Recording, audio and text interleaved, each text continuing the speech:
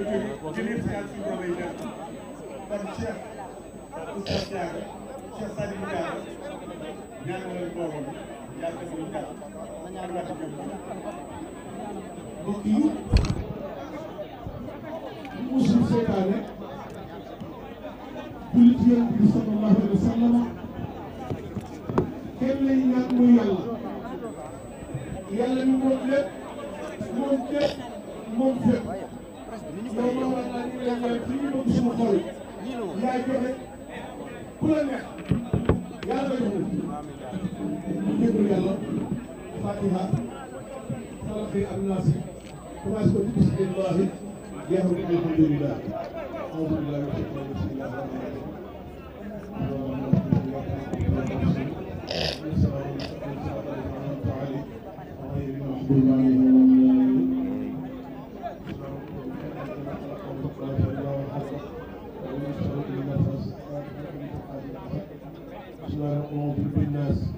مالك الناس إله الناس الذي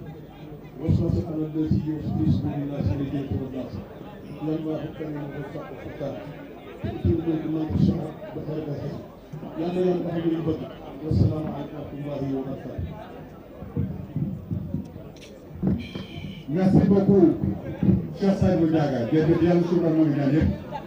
Sans plus tarder, nous allons passer la parole au président du groupe parlementaire Liberté, Changement et Démocratie pour la déclaration. Frère Lemita, vous avez la parole.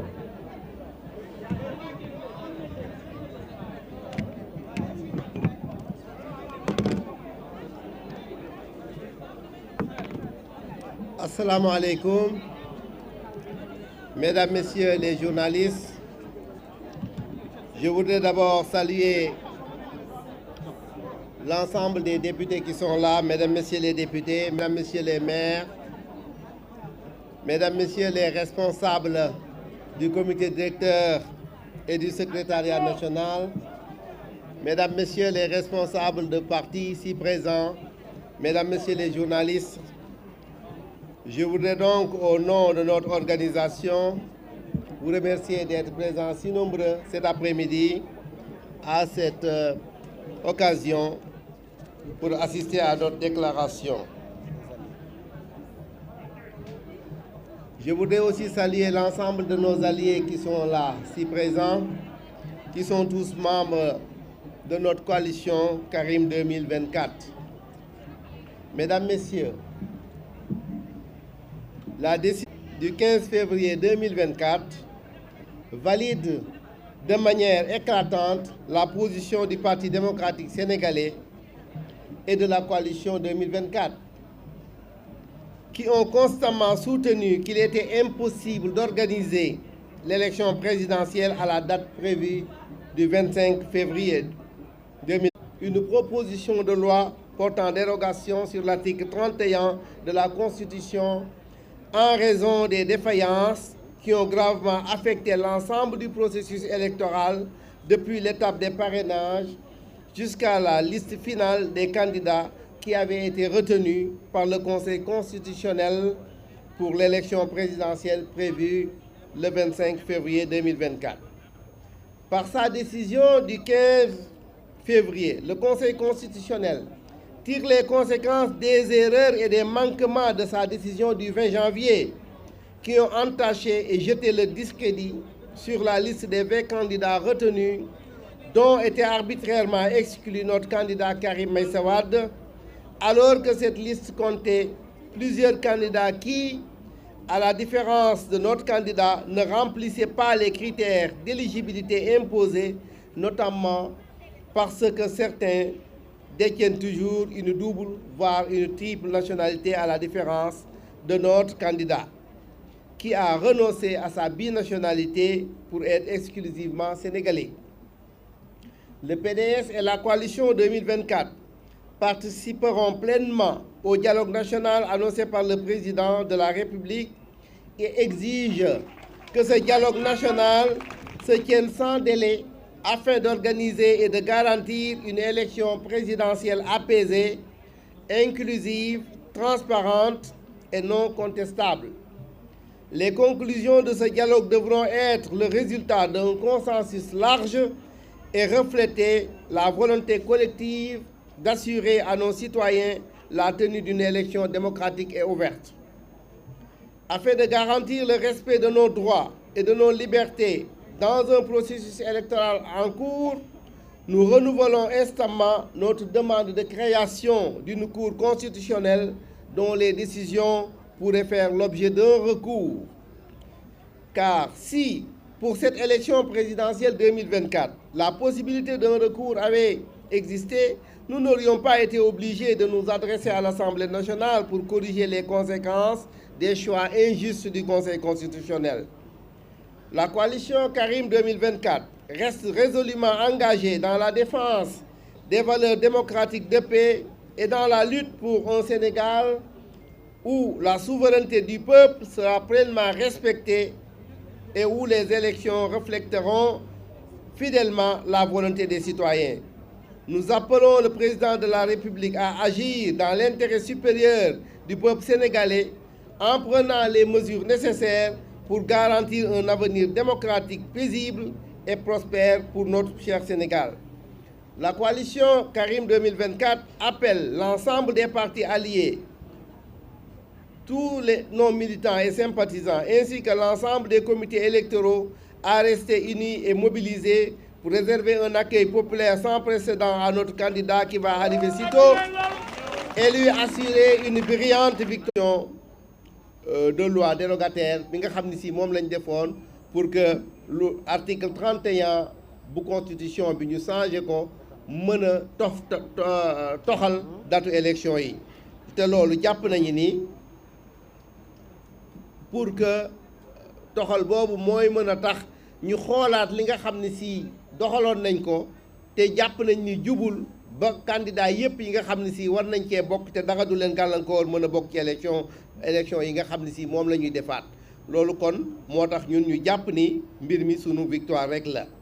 décision bi nga xam ne si tam conseil constitutionnel jël na ko dafa nekk lu nga xam ne si dafay mandargaa ni amoon na erreur ci li nga xam ne si defoon na ko ci décision 20 janvier bi. décision 20 janvier yi erreur yi ci nekkoon ak tolof-tolof yi ci nekkoon yépp moom moo indi lii xew lépp ndax bu fekkoonte ni xeex bi nga xam ne si dugg nañ ci ba mu indil ñu lii lépp loolu moo tax kon ñu lii dafay xamal rek ni conseil constitutionnel reconnaître nañu seeni erreur ci loolu la ñu gis ni liste ba nga xamee ni si conseil constitutionnel génn na ko ginnaaw bi ñun liñ ci doon xeex lépp gis ngeen ci lu ko mel gis ngeen ni la ñu doon tuumaal am na ay candidat yu ca nekk yoo xam ne am nañu double nationalité te dégg ngeen sénégalais yi sax wax nañ ni ba am nañu am na ñoo xam ne am nañ ca sax lu ëpp ñaari nationalité loolu lépp day wan rek ni ñun fi ñu tegoon suñu tànk mooy foofa wane nañu ni décision bi nga xam ne si conseil constitutionnel jëloon na ko le 20 du décision bu baax ndax génn nañu ci élection yi ñoo xam ne si waruñu cee génn bàyyi ci ñoo xam ne si waruñu ci woon a bokk loolu moo tax kon xeex boobu ñu xeexoon ba lii lépp am tey ñu reporté ko ba nga xam ne si danañu saytuwaat mbir mi nekk na lu nga xam ne si victoire parti démocratique sénégalais la victoire coalition bi la. loolu nag mooy li nga xam ne si moo ñu yóbbu ci li ñu wax mooy concertation yi nga xam ne si war nañ koo def mooy maanaam dajalewaat ñëpp ñi nga xam ne si ñoo seq élection yi ñu waxtaane waat ko xool li nga xam ne si moo ci dëngoon ñu seet nan lañ koy jubbantee tegaat ko ci yoon wu jub ba nga xam ne si ñi ci war a bokk ñëpp dañ ciy bokkaat ba bu ñu demee bu ñu jàppaatee date bi nga xam ne si ci waxtaan lañ koy jàppe ñun ñëpp ñu ànd ci bu ñu ca yeggee élection yi nga xam ne si danañ ko def Sénégal mu nekk élection yoo xam ni du amati dara loo xam ne si nit da ko cey revendiquer day nekk élection yoo xam ne si day aw fi mu war a aw loolu moo tax kon ñun ñi ngi wax rekk ni ñi ngi wax ni loolu moo taxoon itam ci suñu revendication yi ñu wax ni léegi dañoo bëgg Sénégal ñu indi fi li ñuy wax cour constitutionnelle ndax conseil constitutionnel tëgg nañ ko tëggin bu nga xam ne si dañu ni lu mu xës ba wax amatul weddi kenn mu amul loo ciy effacé conseil constitutionnel bu jëndee décision amatul recours te nag dañuy juum te seeni njuum te ren gis nañ ko Sénégal gépp gis nañu juum nañu juumati ba ñëpp teg ci seen loxo ñoom ci seen bopp ñu xam ni juum nañu li ñu def jubul te léegi nag amul fenn foo koy jooyee loolu moo tax ñu ni loolu mënul nekk te xam ngeen ni lii ñu dal ren bu fekkoonte ni amoon nañu cour constitutionnel kon du doon assemblée la ñuy dem di foofu def ay proposition de loi kon dañuy def ay recours loolu moo tax ñu bëgg ñu jële fi conseil constitutionnel teg fii cour constitutionnel ba nga xam ne si bu amatee ay rëq-rëq citoyens yi nga xam ne si dañoo gis ni dañ leen a léser ñu am foo xam ne si danañ ko fa jooyee loolu moo tax ñu yaakaar ni loolu moo juste te ñi ngi wax autorité itam ak acteurs politiques yëpp ñu aw ci yoon woowu ba nga xam ne si Sénégal dañ fi teg une cour constitutionnelle su ko defee rëq-rëq yu mel ni yii ñu gis ren buñ ko gisatee ñu mën a am fu ñu aw léegi nag moo tax ñuy wax ni président de la République ci intérêt supérieur population bi mun na jël responsabilité am bi mu war a jël mooy wax na ko sax woote waxtaan woo xam ne si nag ñépp a ciy bokk ñu ngi dégg am ñu naan ñaar fukki yaak fukk ak juróom ya ñoo cay bokk non bu doon ñoom rek coow du am ci Sénégal ñi waral coow yi mënuñoo régler coow li te woowuñu leen nan la ñuy ubbee fii ay waxtaan naan dañuy waxtaanaat ci élection te PDS du ci bokk ak ñeneen ak ñeneen ak ñeneen ñi nga xam ne si ñoom ñëpp ku ci nekk jooytu nga li nga war a jooytu ñi nga xam ne si dañoo jàpp ni yoon wi nga xam ne si ci la ñu tegoon pour def ci élection jàpp ni conseil constitutionnel li mu defoon c'est injuste jubul jàpp ni dañ leen a lésé woon ba dugg ci dugal tànk dugal bopp ba ñu arrêté mbir mi def proposition de loi ba ñu reporté indi commission d'enquête ba loolu yëpp jur coow bi mu jur ba ñu arrêté élection yi nga ni nag yow léegi dañuy tàmbaliwaat mbir mi te duñ leen ci boole loolu mooy yokkaat coow te loolu PDS du ko nangu ñi ma àndal duñ ko nangu loolu lu leer la li nga xam ne si moom la ñuy coow dañu jàpp ni sunu candidat dañ ko cee rocci bu nga xam ne si jubul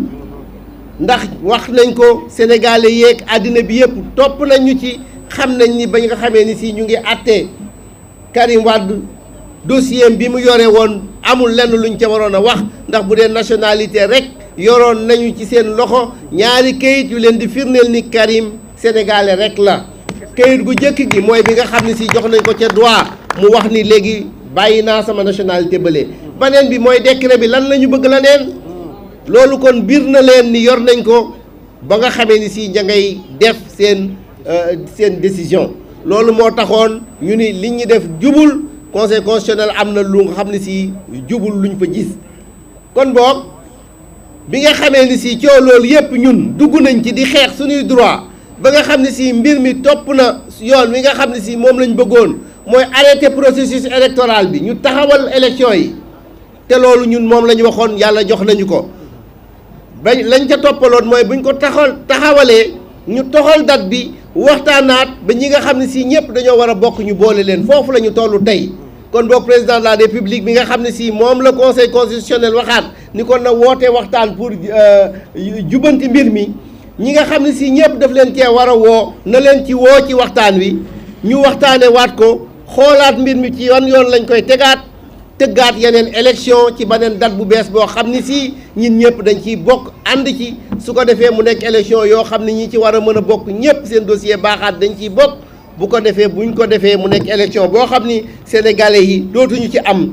lenn lu leen ci naqari danañ ko mën a def ci jàmm mën ko def ci salaam ndax Sénégal xam nañu wate bu jub buñ ko amee danañu dem xëy wate ji dimanche bu altine ñu félicité te dem liggéeyi loolu nag moo tax ñuy wax rek ni ñun foofu daal la parti démocratique sénégalais toll foofu la coalition Karim 2024 toll foofu la ñu toll aussi ak ñëpp ñi nga xam ne si ñoom la ñu àndal ci front bi nga xam ne si pour def ay élection yu leer la foofu la ñu toll foofu la ñu nekk te itam loolu danañ ci xar suñu tànk tubéy ànd ci ak citoyen yëpp lépp nag loolu lu mu laaj mën nañ ko bu dee indi ay nit ci mbedd mi la laaj pour wax loolu kenn dàquñu ko lu nga ñëpp xam su fekkente ni rek indi ay foule la ak ay mouvement ay nit yu bari ci mbedd mi pour wax ni lii la ñu bëgg kenn dàquñu ko mais dañu yoon woo xam ne awuñu ci dañu aw ci yoonu loi mais bu dee def ay marche silencieuse ak ay marche bu mu mën a doon bu ñu waxee ni ñun ñëpp suñu mbooloo dajaleen Dakar ñu def ko kenn dàquñu ko wante du yoon woowu la ñu jël ndax ñun réew mi dal moo ñu itteel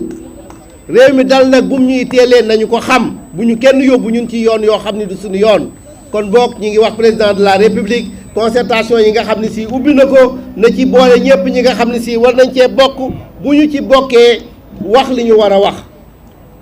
waxe ko nañ ko war a wax jàpp date bi nga xam ne si moom la ñu war a jàpp ñëpp d'accord ci ñu waxtaane lépp li nga xam ne si war nañ koo lijjanti ci élection yi ndax dañoo wax ni parrainage bi niñ ko doon seggee baaxul ñu bari dañ leen cee dindi parce que nit ñi leen contrôler baaxul erreur yooyu yëpp ñu ci waxoon moo indi coow li kon boog mënuñoo demaat ci élection te lijjantiwuñu coow yi loolu dafa war a leer mënuñoo duggaat ci élection te lijjantiwuñu coow yi fi indi lii ay rëq-rëq a fi am il y a eu des problèmes qui ont engendré la situation. C'est pourquoi donc il est nécessaire que ces problèmes soient réglés avant qu'on ne déclenche une nouvelle date. Les concertations donc doivent aboutir à régler l'ensemble de ces problèmes. Loolu kon ñu ngi koy wax di ko wax fortement en tout cas ñun Parti démocratique sénégalais ak suñuy alliés loolu la ñu wax te loolu dañ ciy insister. Alors di wax rek ni incha allahu rabbi suñuy responsable ak suñuy militants ak suñu comité électoraux yëpp ñu ngi leen di wax ngeen feddali seen mobilisation gën a defaru parce que ñun fii mu nekk nii ci li ñu dëgmal mooy accueil suñu candidat suñu frère Karim Meïssa Wade dans les prochains jours mu ñëw ak jàmm ñu wuti élection yi incha allahu rabbi yàlla defal ñu ndam maa ngi leen di gërëm di leen sant wasalaam. amul question. ah bon. baax na la séance est levée. loolu ngeen waxoon. ok jërë ngeen jëf merci beaucoup. La séance est levée. ngeen daal loolu ngeen xewal léegi. waaw loolu ngeen xewal léegi. li ngay wax ak jëm ci félicitation. ah félicitation yéen daal loolu ngeen xewal léegi amul question mais yéen man mais yéen loolu ngeen xewal léegi.